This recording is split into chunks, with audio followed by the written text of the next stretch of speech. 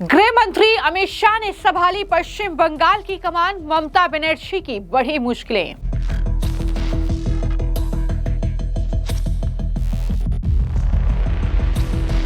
BJP नेता दिलीप घोष से अमित शाह ने की मुलाकात।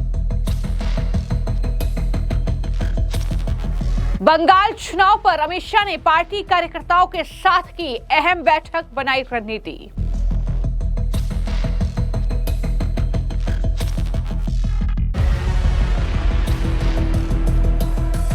प्रदीप भंडारी बोले, टीएमसी की भ्रष्ट और घुसपैठिया समर्थक सरकार से तंग आई जनता।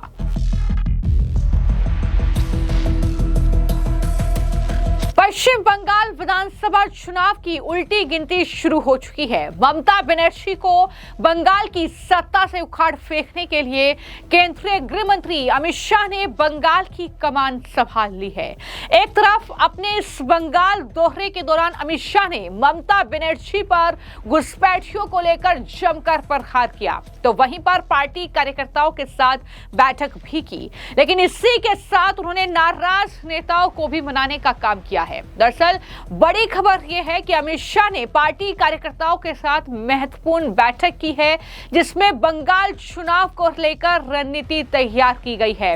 आप ये तस्वीरें देख रहे हैं जिसमें अमित शाह के साथ शुभेंदु अधिकारी, श्रमिक भट्टाचार्य और बीजेपी के तमाम बड़े नेता मौजूद नजर आ रहे होंगे। दरअसल इस बैठक को लेकर प्रदीप भंडारी ने बड़ी बातें कही हैं। उन्होंने कहा कि बंगाल के लोग बदलाव चाहते हैं। बंगाल के लोग टीएमसी की भ्रष्ट और घुसपैठिया जो समर्थक सरकार है उससे तंग आ चुके हैं, जिसकी वजह से बंगाल की बेटियां असुरक्षित हैं।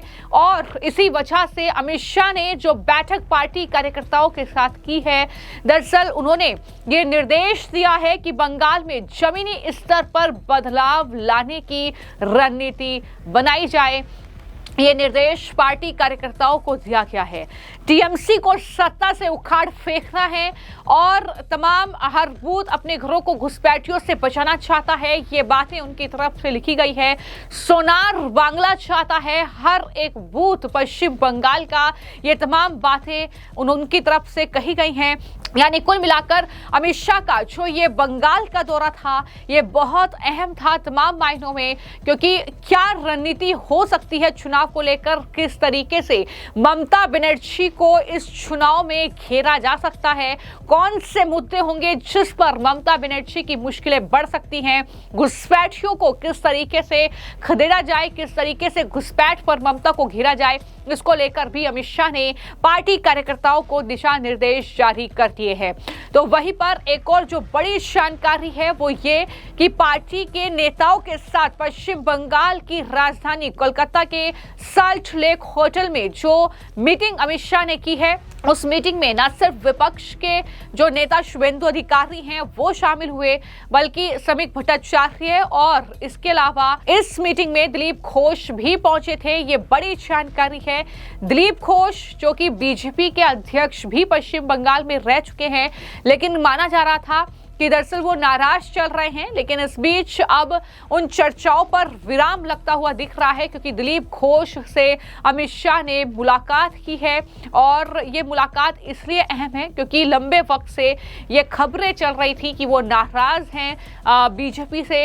ममता बनर्जी के साथ एक कार्यक्रम में भी वो नजर आए थे जब सीएम भगवान जगन्नाथ के एक मंदिर का लोकार्पण करने के लिए पहुंची थी, और यहां तक चर्चा थी कि वो टीएमसी में जा सकते हैं। लेकिन अब चीजें बदल गई हैं। बीजेपी की कोशिश है कि दिलीप घोष को साध लिया जाए। 2026 के विधानसभा चुनाव में उन्हें अहम भूमिका देकर फ्रंट पर कहीं ना कहीं रखा जाए, जिससे कि उनकी नाराजगी भी दूर हो। अमित शाह के साथ जो बैठक हुई है दिलीप घोष की, उसमें क्या कुछ जो है मुद्दों पर दोनों नेताओं के बीच बातचीत हुई है, ये तो दिलीप घोष ही स्पष्ट कर पाएंगे। लेकिन ये मुलाकात ही अपने आप में बेहद अहम है, क्योंकि वरिष्ठ नेता हैं, दिग्गज नेता हैं दिलीप घोष। बंगाल में उनका अपना एक अलग रुतबा है, एक अलग वर्चस्व है। तो ऐसे में जाहिर तौर पर बीजेपी उन्हें किसी भी सूरत में नाराज नहीं करना चाहेगी। तो पश्चिम बंगाल में अमित शाह की जो बैठक हुई है उसमें बंगाल के सभी पार्टी सांसद, विधायक को बुलाया गया। यही नहीं, कई नगर निगम के नेता भी पहुंचे थे। संगठन के भी कुछ प्रभावशाली लोगों को इसका न्योता दिया गया था और खबर यह है कि इस मीटिंग में ज्यादातर उन नेताओं को बुलाया गया जिन्हें विधानसभा इलेक्शन का टिकट मिल सकता है। 3 दिन से लगातार गृह मंत्री जी पश्चिम बंगाल में हैं और भारतीय जनता पार्टी के लिए पश्चिम बंगाल जीतना सिर्फ पश्चिम बंगाल के लिए नहीं, देश के लिए आवश्यकता है, क्योंकि जो आज हालात और स्थिति है पश्चिम बंगाल की वो ठीक नहीं है। और मुझे लगता है कल गृह मंत्री जी ने प्रेस में जो भी बातें कही वो जाकर के सही निशाने पे लगी है। और ममता दीदी जो हमेशा एक देखने को मिलता है, इम्पेशेंट हो जाती है और जो आरोप उन पे लगे उसका उन्होंने जवाब नहीं दिया, बल्कि गृह मंत्री जी के ऊपर में अनेक तरह की टिप्पणियां की जो एक स्टेट के ऑनरेबल मुख्यमंत्री को एटलीस्ट शोभा नहीं देता। लेकिन भारतीय जनता पार्टी के संस्कार ममता दीदी या टीएमसी वाले नहीं है और ममता दीदी को उसका जवाब जिस तरह से उन्होंने गृह मंत्री जी की आलोचना की या भारत सरकार की आलोचना की, और दीदी को इसका जवाब जो है जनता इस बार 2026 के चुनाव में देगी। और मैं तो ये कहूंगा 2026 की शुरुआत है और इस बार वास्तव में हैप्पी न्यू ईयर पश्चिम बंगाल के लिए होगा। पहली बात तो ये है कि गृह मंत्री जब बंगाल पे आए हैं तब संगठनात्मक जो शक्ति है वो भी वृद्धि पाया है और उसके साथ साथ बंगाल की जो आम आदमी है उन लोगों का मनोबल में भी दृढ़ता आए है। और इस बार की जो चुनाव है ये चुनाव कल गृह मंत्री जी ने पूरा स्पष्टता के साथ कह दिया है कि सिर्फ बंगाल में सरकार बनाने के लिए चुनाव नहीं है और बंगाल में गवर्नमेंट प्रतिष्ठित करने के लिए या राजनीतिक क्षमता हस्तांतर करने के लिए ये चुनाव नहीं है। ये चुनाव जो है देश के लिए बहुत महत्वपूर्ण है, क्योंकि जिस तरह से बंगाल से पिछले 15 वर्ष में इन्फिल्ट्रेशन हुए हैं और उसके साथ साथ जिस तरह से डेमोग्राफी चेंज होने का काम हुआ है, ये सिर्फ बंगाल के लिए सिक्योरिटी थ्रेट नहीं बल्कि पूरे देश के लिए ये सिक्योरिटी थ्रेट बढ़ता जा रहा है। एक तरफ 450 किलोमीटर जो है बांग्लादेश और भारत की जो सीमा है वो बंगाल में अभी तक जो है अनफेंस्ड है। ममता बनर्जी को अभी तक गृह मंत्री जी ने लगभग 16 से 17 बार पत्र प्रेरण किया। होम सेक्रेटरी ने चीफ सेक्रेटरी के साथ कई बार बैठक किया, लेकिन उसके बावजूद भी वो जो 450 जो किलोमीटर लैंड है वो अभी तक ना तो एक्वायर किया गया ना सेंट्रल गवर्नमेंट को दिया गया। इसका स्पष्टता यहाँ पर दिखाई दे रहे है कि किस कारण से ये लैंड एक्वायर नहीं किया जाते हैं, इसमें किसका आखिर स्वार्थ है और क्या स्वार्थ हो सकता है।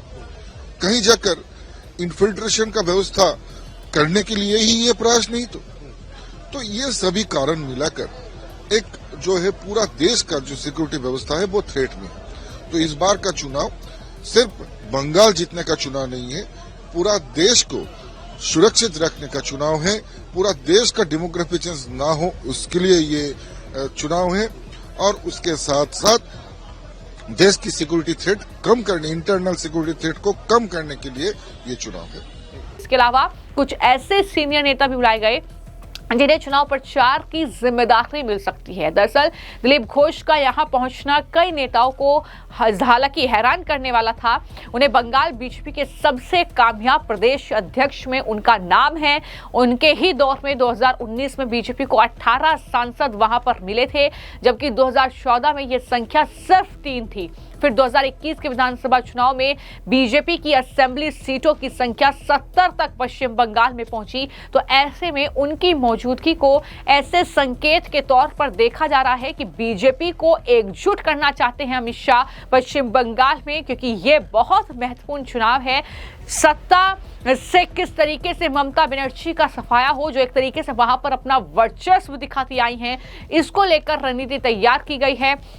इसके लेकर पार्टी में एक बड़ा कद कहीं ना कहीं जो नेता रखते हैं उन्हें किस तरीके से तवज्जो दी जाए, इसको लेकर रणनीति तैयार की गई है। लेकिन किस तरीके की रणनीति तैयार की गई है, ये आने वाले वक्त में जैसे जैसे चुनाव करीब आएंगे वो स्पष्ट होती दिखेगी कि नेताओं को क्या अहम जिम्मेदारी वहां पर सौंपी गई है, ये चीजें स्पष्ट होंगी। लेकिन कुल मिलाकर ये साफ तौर पर दिख रहा है कि पश्चिम बंगाल में हुआ SIR और उसके बाद घुसपैठ पर ममता को जिस तरीके से लगातार अमित शाह ने भी घेरा है, वो साफ इशारा करता है कि इस बार ममता बनर्जी के लिए यह चुनावी राह बिल्कुल भी आसान नहीं होने वाली है। ममता बनर्जी का बंगाल से सफाया करने के लिए अमित शाह ने कमर कस ली है और रणनीति भी तैयार कर ली है। फिलहाल आपको क्या लगता है कि पश्चिम बंगाल में क्या इस बार पासा पलटेगा? इस पर अपनी राय जरूर साझा कीजिएगा। धन्यवाद।